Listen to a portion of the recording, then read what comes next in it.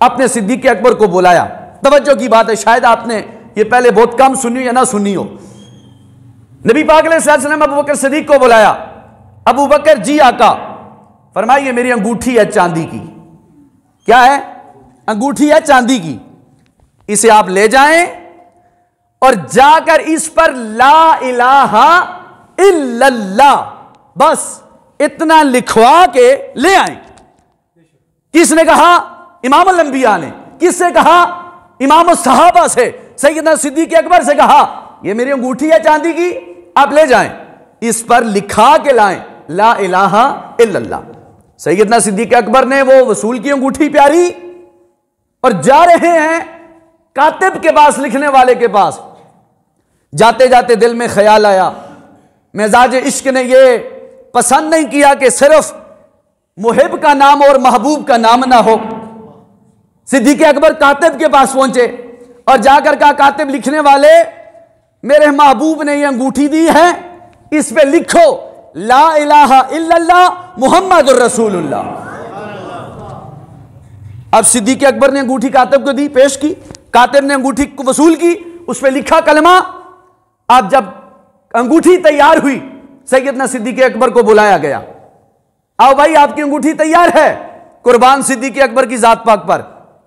ताजदार Medina रहमत आलम सल्लल्लाहु ताला अलैहि वसल्लम के प्यारे गुलाम सैयदना सिद्दीक अकबर रदियल्लाहु ताला अन्हु को बुलाया गया। कातिब ने फरमाया, कातिब आओ, आपकी अंगूठी तैयार है, अंगूठी ले जाओ। हजरत अबू बकर सिद्दीक फरमाते हैं, मैं अंगूठी लेने के लिए बाखुशी खुशी कातिब के पास पहुंचा। वो अंगूठी वसूल की और मैंने वो अंगूठी सीधी सीधी लेकर अपने पाक पैगंबर की बारगाह में आकर पेश कर दी। फरमाते हैं, मेरे पाक पैगंबर ने जब वो अंगूठी देखी तो उस पे जनाबे वाला लिखा हुआ क्या था? ला इलाहा इल्लल्लाह मुहम्मदुर रसूलुल्लाह अबू बकर सिद्दीक। मेरे आका ने यह मंजर देखा, ये सतर पड़ी तो हजरत अबू बकर सिद्दीक से। ताजदार मदीना ने फरमाया, मेरे यार अबू बकर, ये इतना इस्तफसार मैं तुझसे कर रहा हूं कि बताओ इस अंगूठी पे इतना कैसे लिखवा लिया? मैंने तो सिर्फ ये कहा था इस पे लिखा के लाओ ला इलाहा इल्लल्लाह।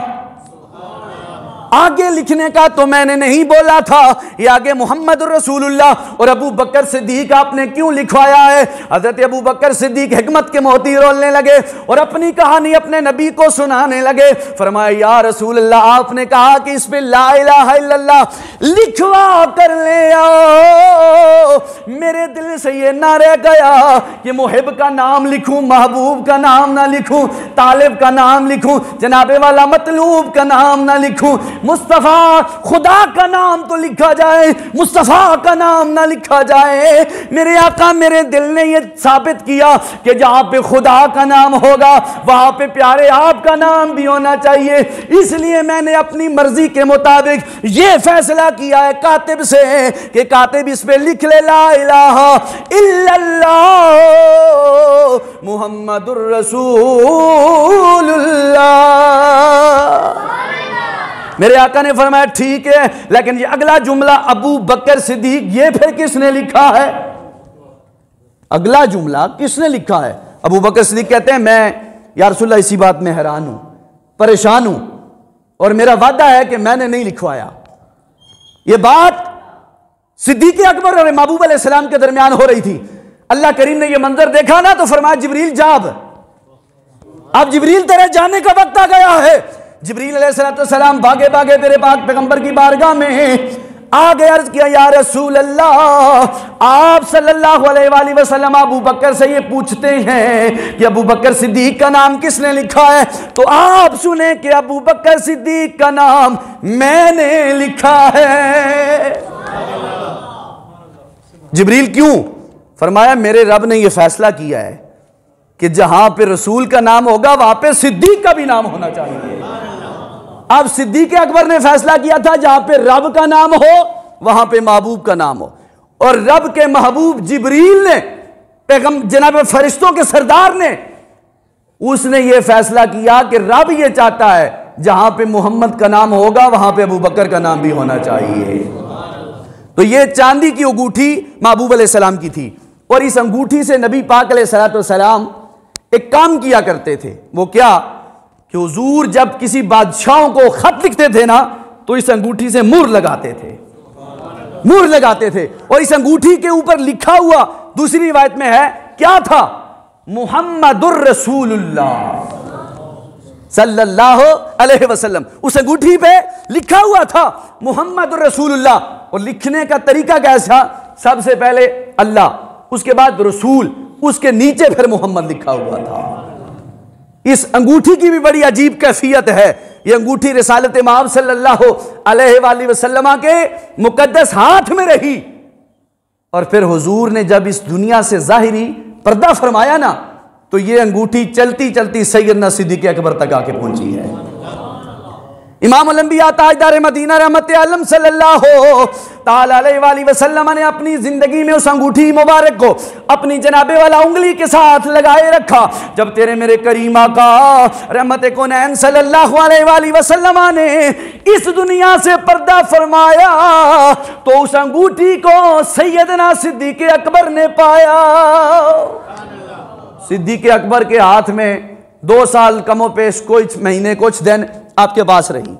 जब ताजदार सदाकत सैयदना अबू बकर सिद्दीक का दुनिया से आखिरी वक्त हुआ, दुनिया से आप रुखसत फरमा गए, तो यही अंगूठी चलती चलती ताजदार अदल इंसाफ सैयदना फारूक आजम के हाथ तक आई।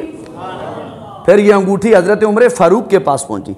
फिर उमर फारूक रज़ियल्लाहु ताला अन्हु जब अपना दौरे खिलाफत संभाला और जब बज़ाहिर आपका विसाल हुआ, तो यही अंगूठी चलती चलती हजरत उस्मान गनी तक जा पहुंची। यही अंगूठी हजरत उस्मान गनी तक जाके पहुंची। और हजरत उस्मान गनी एक दिन कुएं बैर अरीस के ऊपर बैठे थे, और आपकी उंगली से यह अंगूठी गिर गई उस कुएं के अंदर। यह अंगूठी नबी पाक अलैहिस्सलाम की हुजूर से बाद अबू बकर सिद्दीक के पास, सिद्दीक़ अकबर के पास, उमर फारूक के पास, उमर फारूक के बाद उस्मान गनी के पास आई, और फिर उमर फारूक रज़ियल्लाहु ताला अन्हु के हाथ से यह अंगूठी बैर अरीस उस कुएं में गिरी। 3 दिन तक तलाशी की गई उस कुएं की, पानी निकाला गया 3 दिन तक, लेकिन वो अंगूठी ना मिली। वो जो गोहर था, खजाना था, वो ना मिला। सहाबा ने 3 दिन तक पानी निकाला, बिल्कुल सफाई की, लेकिन आपको वो अंगूठी ना मिली। सहाबा ने साबित कर दिया कि हम महबूब से भी प्यार करने वाले हैं, और जिन चीजों से महबूब ने प्यार किया हम उनसे भी प्यार करने वाले हैं। ये अदाओं पे मर मिटने का जज्बा हमें साहबे पैगंबर ने दिया, आले बैते तहार ने दिया, नबी के घर वालों ने दिया, नबी के साहबे पैगंबर ने दिया, उम्मत के औलिया ने दिया, और उम्मत के उलमा व सुलहा ने दिया है। यह है जज्बा, यह है ईमान।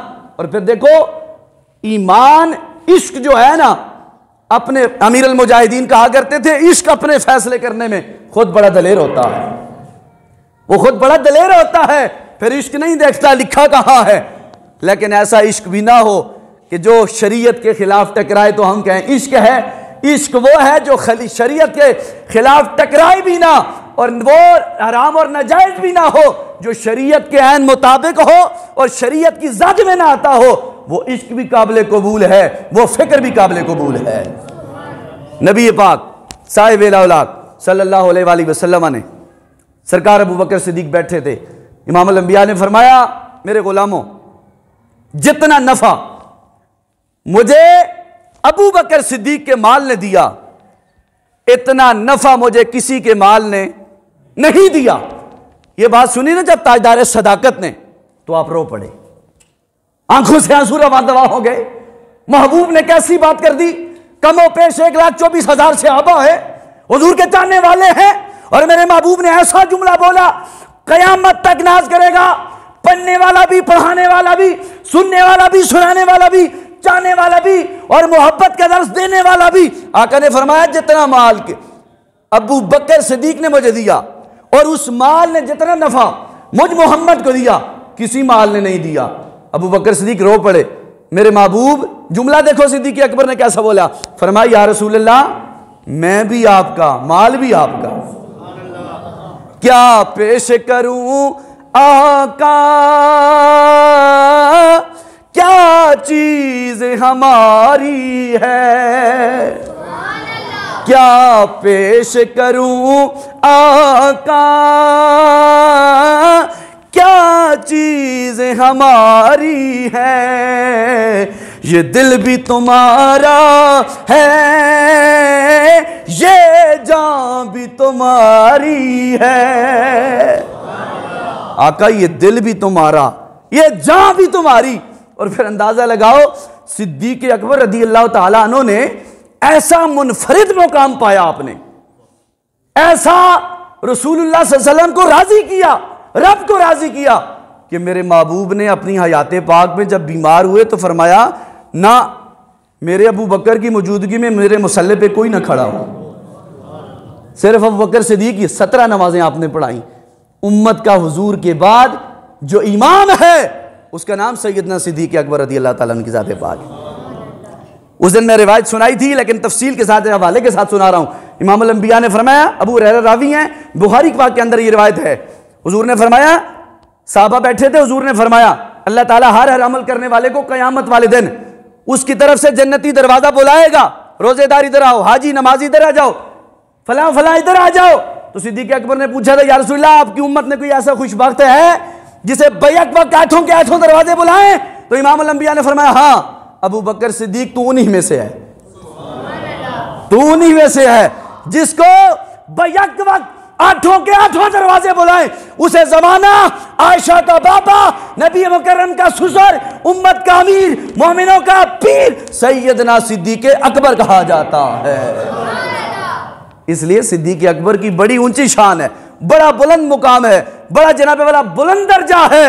लेकिन ये समझते कौन लोग हैं? अकल वाले, शऊर वाले। तवज्जो चाहूंगा, सही इब्न अब्बास का हवाला है, मनाक़िब सहाबा के अंदर ये रिवायत मौजूद है। सैयदना अब्दुल्लाह बिन अब्बास रावी हैं, फरमाते नबी पाक अलैहि सलाम ने इरशाद फरमाया, जन्नत में एक ऐसा शख्स दाखिल होगा, जन्नत में एक ऐसा शख्स दाखिल होगा जिसे जन्नत का हर बंदा देखकर कहेगा मरहबा मरहबा मरहबा।